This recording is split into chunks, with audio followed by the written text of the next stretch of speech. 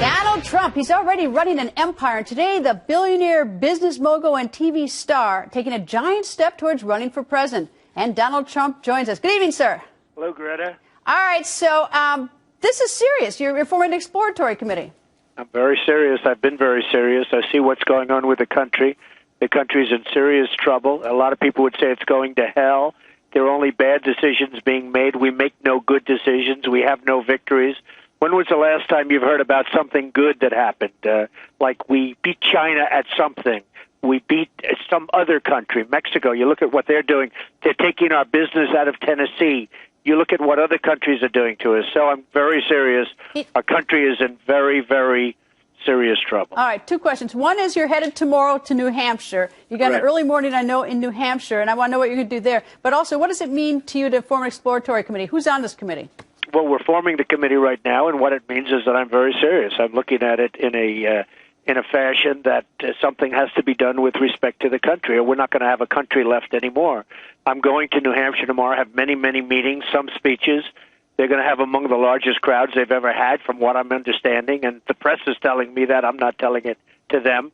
And I've always had the biggest crowds. I had the biggest crowd at CPAC, and you can speak to David Bossie or anybody you want, and you'll see that. Now, nobody reports that, but that's okay. But we expect tremendous crowds tomorrow and record-setting crowds, and you'll see that. And there's people, it's not about Trump, and it's not about liking Donald Trump.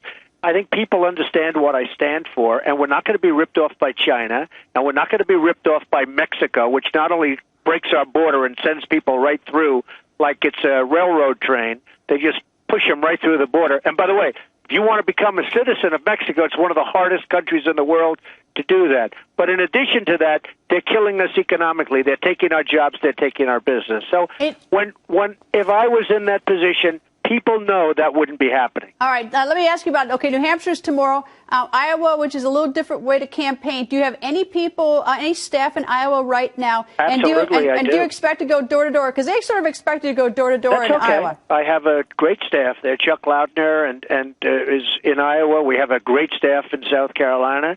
We have, as you know Corey, and Corey is in New Hampshire.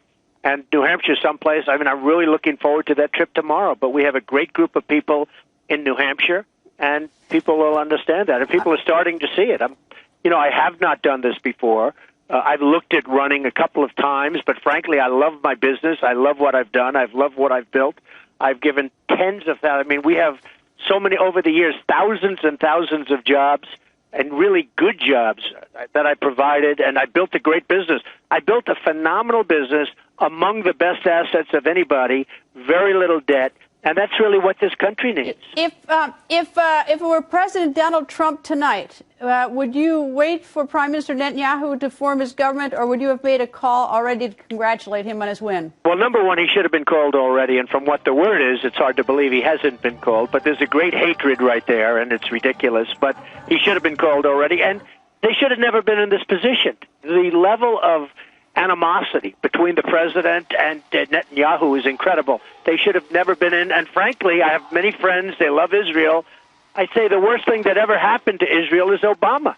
He's the worst thing that ever happened to Israel. So I don't understand how they support him, why they support him, but they do. Maybe it's a habit. Is there a cost to the Americans to have President Obama have this grudge fight with Prime Minister Netanyahu? I think it's a great detriment to this country, and I think it's a really a tremendous detriment to Israel and to the people of Israel. Here you have a stable country, a great country. They've really done a fantastic job. You go over there, it's like an oasis, and we're treating them terribly, absolutely terribly. All right, Donald Trump, thank you very much. I know you got an early morning. I think it's 7 a.m. You have to be in New Hampshire. I do. I'm going to be up there early, and we're going to have a lot of fun, and there are a lot of great people up there, people that love this country, and they really work hard. All right, well, I'm going to track you down next week, Donald, so thank you very much for joining us. Okay, thanks, Greta.